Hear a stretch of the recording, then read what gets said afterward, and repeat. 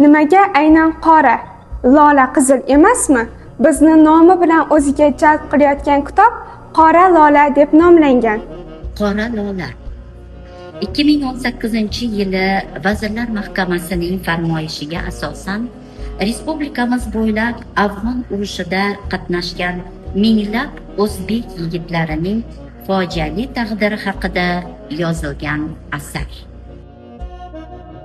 Xolmuhammad Karimiyning Qora lola kitobini universitetimiz kutubxonasi fondiga topshiramiz.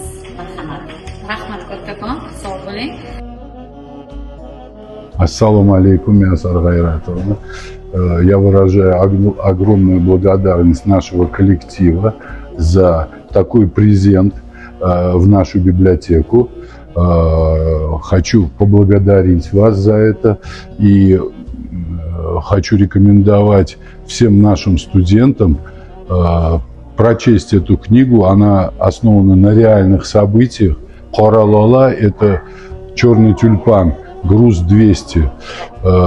Книга освещает события боевых действий в Афганистане, где погибли много наших соотечественников. Спасибо. Yigitlar, Qora lola yuk 200 atamasi haqida eshitganmisiz? Yo'q. Unda shu kitobni o'qishingizni tavsiya qilaman. Assalomu alaykum. Sizni Afg'on urushi hodisalari qiziqtiradimi? Ha, qiziqtiradi. Unda sizga Xolmuhammad Karimiyning Qora lola kitobini o'qishingizni tavsiya qilaman. Rahmat.